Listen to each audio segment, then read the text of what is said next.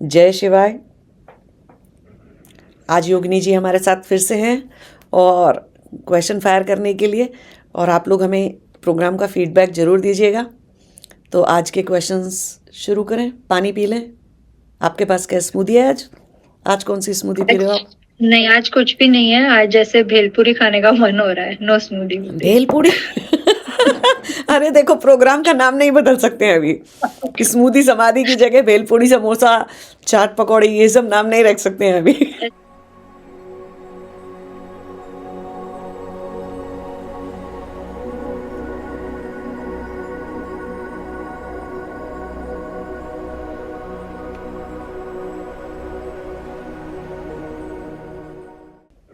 ठीक है, तो आज जैसे कुछ भेलपूरी टाइप ही मिक्स क्वेश्चंस करते हैं। भेलपूरी ठीक है। कहीं से कहीं चले जाएंगे। तो बेयर विद अस। ठीक है। माँ, एक चीज मुझे जाननी थी। ये गुरु ब्राह्मण दोष क्या होता है? अरे, तो सीरियस सवाल पूछ लिया तुमने। हाँ, वही ना, भेलपुरी के साथ उसका तालमेल नहीं बैठ रहा है, वही वो अलाइनमेंट नहीं बैठ रहे होते काइंड ऑफ। गुरु ब्राह्मण दोष, देखो सारे तरह की जो भी कोई आपकी पत्री में दोष है, जन्म पत्री में जो आप लेके आए हो, तो वो सब दोष ऐसे टेक्निकली एक्सप्लेन करने को तो हम आपको एक्सप्लेन कर सकते हैं कि जब आपका जुपिटर है ना, गुरु आपका फलाने फलाने घर में हो और इस तरह से, तो गुरु ब्राह्मण दोष बनता है। ऐसे ऐसे प्लैनेट्स अरेंज हो जाते हैं तो गुरु ब्राह्मण दोष बनता है। लेकिन कोई भी जन्म पत्री जो है वो एक्चुअल में क्या है? वो आपकी कर्म पत्री है ना।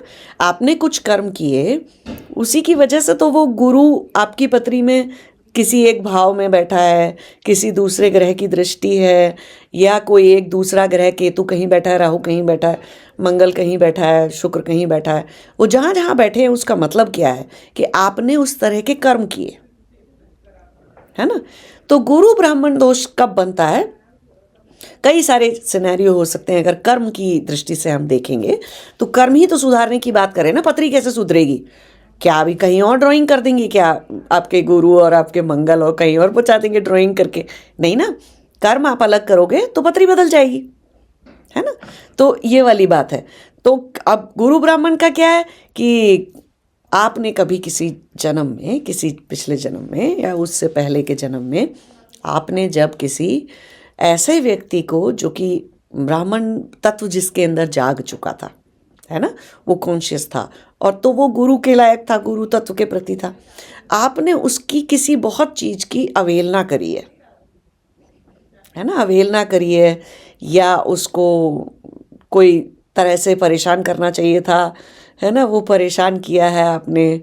तो स्पेशली उनकी किसी बताई हुई बहुत बड़ी ज्ञान की बात का आपने पालन नहीं किया। इन अ नटशेल ऐसे समझ लीजिए आप कि उन्होंने कोई सही बात आपको समझाई, कोई ज्ञान की बात आपको समझाई, और आपने उसका बिल्कुल उल्टा किया जाके। तो अब आपके ऊपर ये दोष आ गया। अब आप ये नहीं कह सकते कि मेरी पत्री में गुरु ठीक जगह पे नहीं है, तो मुझे मुझे कभी कोई गुरु मिलते ही नहीं। ऐसे भी लोग देखे होंगे जो ऐसे कंप्लेन करते हैं, या जिनके जीवन में ये समस्या रहती है कि उनको कोई ज्ञान देने वाला सही समय पर नहीं था। कुछ लोगों की ये कंप्लेन होती है। तो गुरु ब्राह्मण दोष वालों की कंप्लेन क्या है कि था तो सही, हमने सुना नहीं। हमने रॉयल इग्नोर मारा, ठीक है, या उसकी पूरी तरह से उनकी बात की, उनकी शिक्षा की, उनकी दीक्षा की पूरी तरह से हमने अवहेलना कर दी, तो गुरु ब्राह्मण दोष लग गया। इस जन्म में कैसे सुधारेंगे, है ना। पूजा वूजा करा लोगे आप, और उसकी वजह से जो समस्याएं होती हैं वो सब टेम्परेरी इलाज है, उससे थोड़ी सी आपकी सफरिंग कम हो जाएगी। लेकिन हटेगा कैसे कि अगले जन्म में पैदा हो तो गुरु ब्राह्मण दोष लेकर ना पैदा हो? उसका मतलब है कि इस जन्म में कोई गुरु आपको शिक्षा दे रहा हो, दीक्षा दे रहा हो, या आप किसी थोड़े बहुत अच्छे कर्म कोई और भी हो आपके, जिसकी वजह से आप उन किसी गुरु से मिल गए हो या कुछ है, तो कम से कम जाके उनकी बातों की, दीक्षा की इस बार पालन कर लो, है ना, उनकी बात मान लो। इस बार उनकी ऐसे अवहेलना टाइप नहीं करनी है, क्योंकि आपको जीवन सुधारने के लिए कुछ बता रहे होंगे। कोई भी गुरु है, कोई भी ब्राह्मण है, कुछ भी है, आपके जीवन को, आपके कर्मों को सुधारने का कोई तरीका आपको बता रहे होंगे। तो अवहेलना नहीं करनी है, इस जन्म में सुन लेना है, मान लेना है, तो वो हट जाएगा, ठीक हो जाएगा। तो नेक्स्ट क्वेश्चन ये है कि कोई भी हवन या कोई भी शुभ कार्य करने के पहले गणेश जी की पूजा क्यों होती है? गणेश जी को गुरु मानते हैं, और सबसे बड़ी बात, गणेश जी को विघ्न विनाशक मानते हैं, है ना। वो हम उनको गणपति कहते हैं। तो गण कौन होते हैं? गण वैसे तो शिव जी के भक्त होते हैं, लेकिन गण अपने आप में क्या है? गण इस ब्रह्मांड की वो शक्तियां हैं जो बैलेंस को बिगाड़ने का काम करती हैं, उत्पात मचाती हैं, शैतानी करती हैं, ठीक है। तो जो गणों के पति हैं, सबसे बड़े जो उनके गणों को कंट्रोल में रखने वाले, ऐसी शक्ति जिनके पास है कि सारे गणों को कंट्रोल में रख सकते हैं वो, है ना। सारे उत्पात मचाने वाले शैतान बच्चों को एक साथ कंट्रोल कर सकते हैं। वो कौन है? विघ्न विनाशक गणपति जी। विघ्न आएंगे क्यों? सोचने वाली बात है। हम कोई भी काम करने अच्छा निकल रहे हैं, हवन कर रहे हैं, पूजा कर रहे हैं, उसमें विघ्न क्यों आएगा? क्योंकि आप अभी इतने शुद्ध, इतने निर्मल, इतने पवित्र, इतने बड़े साधक अभी नहीं हुए कि बिना विघ्नों के आपके कुछ कार्य संपन्न हो जाएं जीवन के अंदर। तो विघ्न आएंगे ही आएंगे। और कुछ नहीं तो हवन करने बैठे, उसी वक्त कोई बहुत ज़रूरी फ़ोन कॉल आ गया, छोटी सी चीज़, नहीं आना चाहिए था, आधे घंटे बाद भी आ सकता था, 1 घंटे बाद भी आ सकता था, ज़रूरी था अभी आना। कोई बुरी खबर आनी थी, ज़रूरी थी अभी आना। ज़रूरी था कोई दरवाजे पर ऐसा व्यक्ति आ जाना जिसके लिए हमें हवन छोड़ के उठ के जाना पड़ेगा।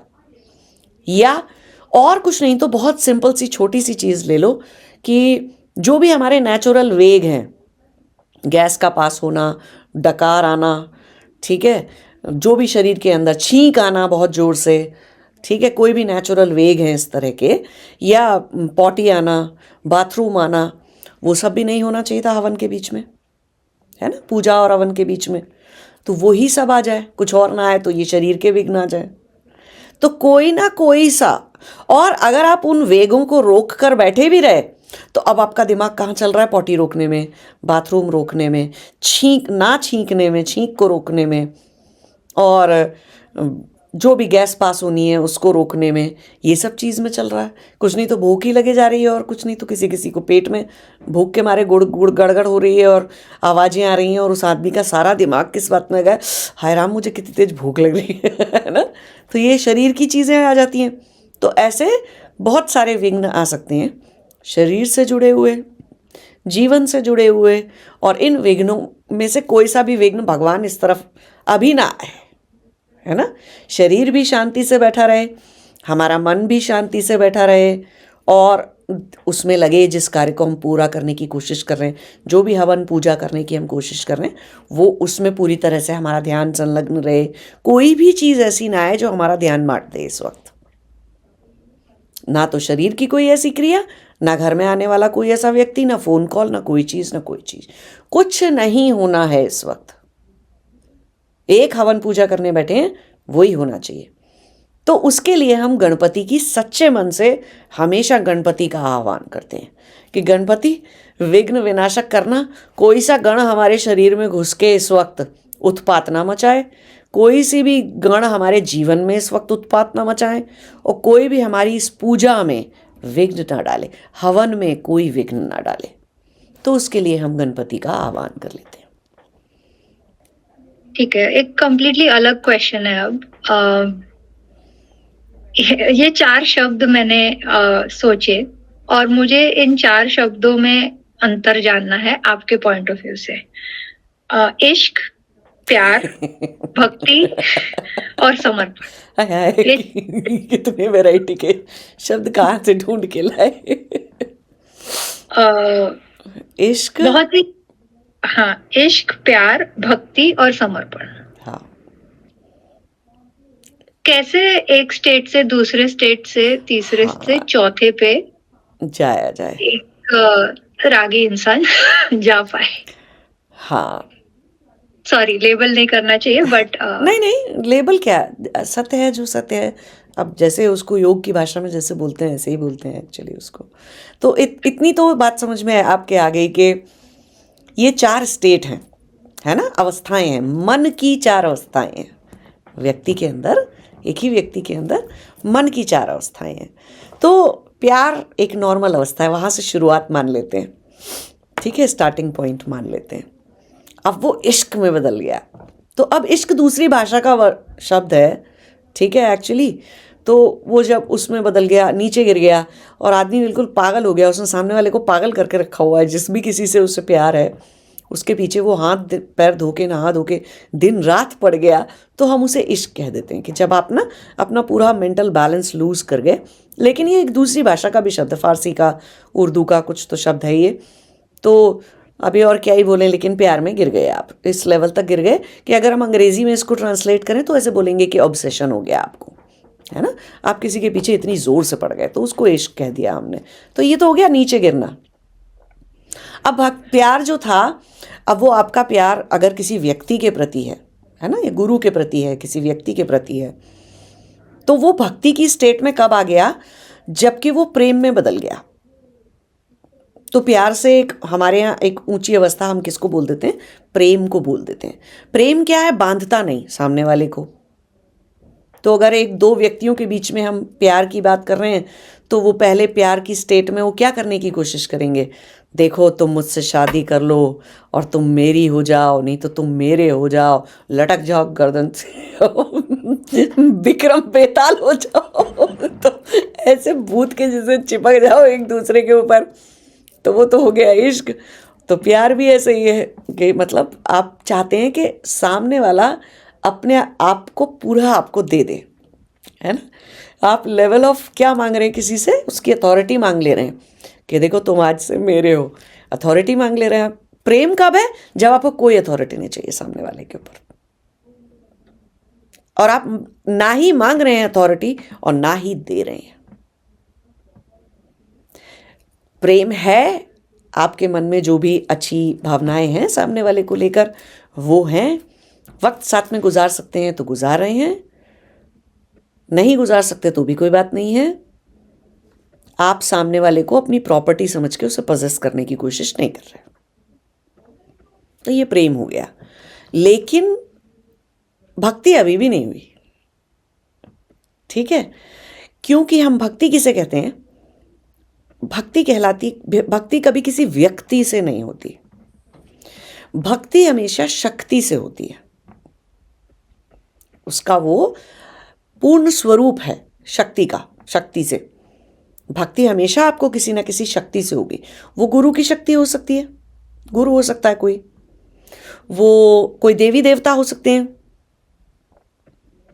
है ना, कोई सी देवी माँ हो सकती हैं, कोई से देवता हो सकते हैं, कोई ब्रह्मांड के तत्व हो सकते हैं, मतलब कोई ऐसी चीज जिससे कि आपका अस्तित्व बहुत अलग है।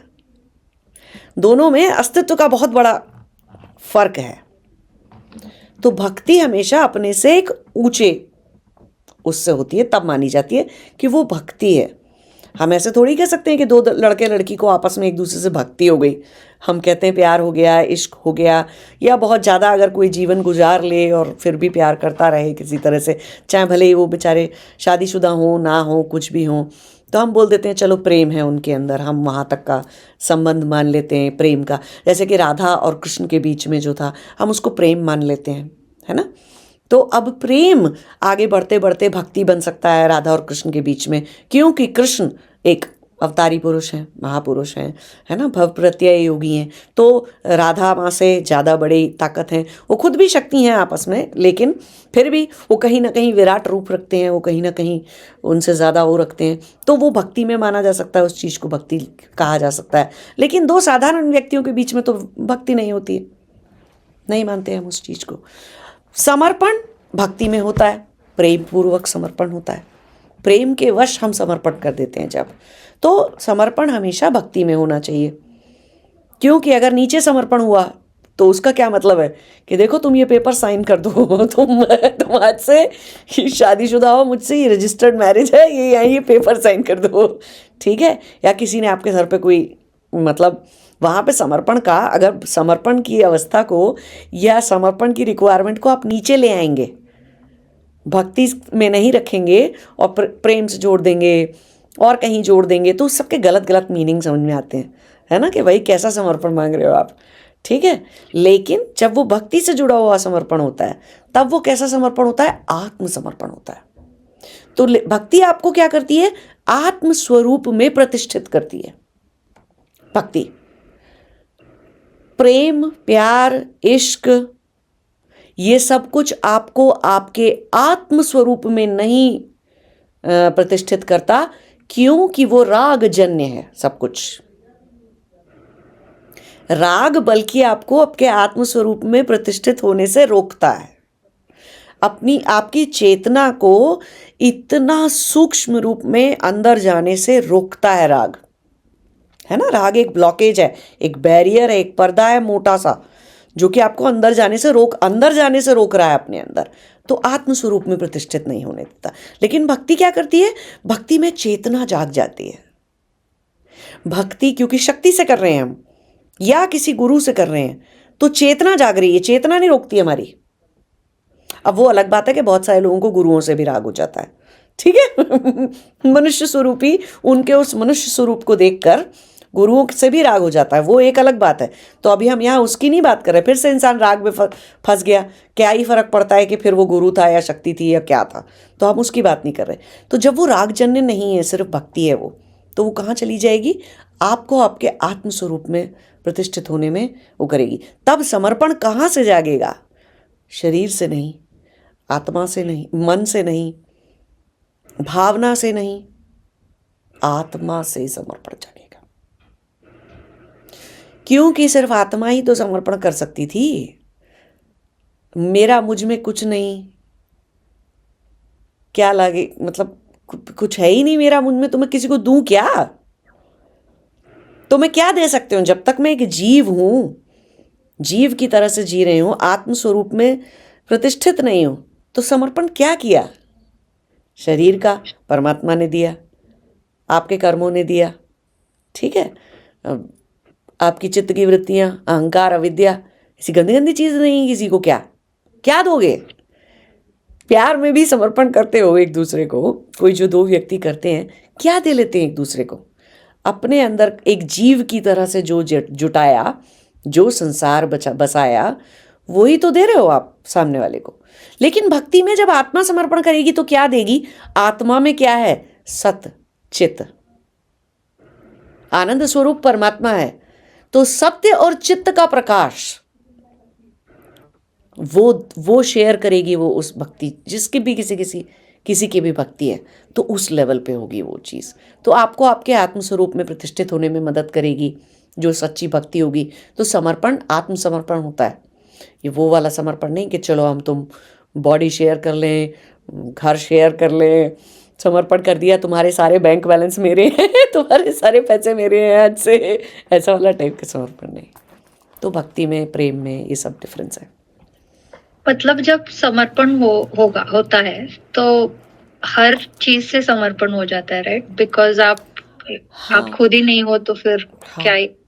हाँ, जीव पार्ट हटा दो तो जीवात्मा बोल रहे हैं ना, तो जीव पार्ट हटा दो, अब हम खुद ही आत्मा है, तो समर्पण आत्मा से जागा है। तो वो हमारी आत्मा की स्टेट है एक्चुअली। हमने किसी को कुछ दिया ही नहीं, हम कुछ लेन देन कर ही नहीं सकते हैं, वहाँ तक बात पहुँच जाती है। तो फिर समर्पण में ये क्वेश्चन नहीं है क्या दिया, कुछ बचा ही नहीं देने के लिए, वो समर्पण है। ठीक है, भक्ति की बात कर रहे तो एक लास्ट क्वेश्चन पूछती हूँ। हनुमान चालीसा जो है, इसको सुनने के भी बहुत सारे तरीके ऑनलाइन बोले जाते हैं, और वन ऑफ द वेज जो वो सजेस्ट करते हैं कि आप अपनी सांसों के साथ उससे जोड़ दीजिए, जैसे बॉक्स ब्रीदिंग हुआ, समावृत्ति प्राणायाम जैसे कहते हैं, उसके साथ उसे जोड़ दीजिए, या फिर लंबे एक्सहेल के साथ जोड़ दीजिए। क्या ये कुछ बेनिफिशियल है? हाँ, कोई भी मंत्र या कोई भी पूजा या कोई भी ऐसी आरती समझ लो, चाहे वो हनुमान चालीसा, किसी भी तरह की चालीसा उठा लो, हनुमान चालीसा, शिव चालीसा या दुर्गा सप्तशती उठा लो, कोई भी चीज़ उठा लो, अगर वो आपके प्राण पे, समवृत्ति प्राण पे नहीं चल रही, तो आपने श्रवण किया, सुन लिया, मनस में गया,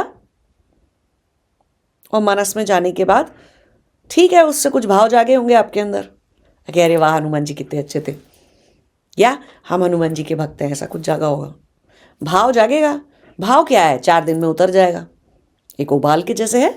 तो भाव 4 दिन में नीचे आ गया। तो अब आप अब क्या कर लोगे आप, खत्म हो गई बात, आपकी पूजा खत्म हो गई वहीं पे। लेकिन अगर आपने प्राण पे चढ़ाई, किसी भी तरह के एक्सेल पे चढ़ा लो, समवृत्ति प्राण पे चढ़ा लो, किसी भी चीज़ पे चढ़ा दो, लेकिन अगर आपने कोई भी मंत्र, कोई भी चालीसा, कोई भी चीज़ प्राण पे चढ़ा दी, उसका असर आपके जीवन में से, और सही से कर पाए, अगर आप पूर्णतः चेतन रहकर सुन पाए उतनी देर प्राण पे चढ़ाने के बाद, और उसी तरह से सांस ले पाए, और इस चीज़ की प्रैक्टिस करते करते करते करते एक दिन आप इतने परफेक्ट हो गए, बस किसी भी जन्म में उसका असर कोई नहीं निकाल सकता। अब आपकी प्राणमय कोश में जो शुद्धि होनी थी, आपके जो एनर्जी के कोश में जो शुद्धि होनी थी उस चीज से, वो आप अचीव कर लोगे, तो आपका अस्तित्व में एक शुद्धि आ जाएगी। शुद्धि आएगी तो सिद्धि आ जाएगी। तो ये वाली चीज है। तो डिपेंड करता है कहाँ तक जब पहुँचाना चाह रहे किसी चीज़ को। कुछ लोग ऐसे ही सुन लेते हैं, लेटे पड़े बैठे, कुछ भी ऐसे ही है ना। नाम जब भी वैसा ही है, कभी भी कर लिया, कुछ भी कर लिया, चाहे ध्यान है चाहे नहीं है, मुंह चल रहा है, टाइप्स ऐसे। तो डिपेंड करता है किस चीज़ से कितना फ़ायदा चाहिए आपको, और कितनी जल्दी प्रोग्रेस करना चाह रहे हो आप, दोनों ही बातें। जैसे कि आपने वो दूसरे एपिसोड में बोला था कि what is at stake, right? हाँ, व्हाट इज एट स्टेक।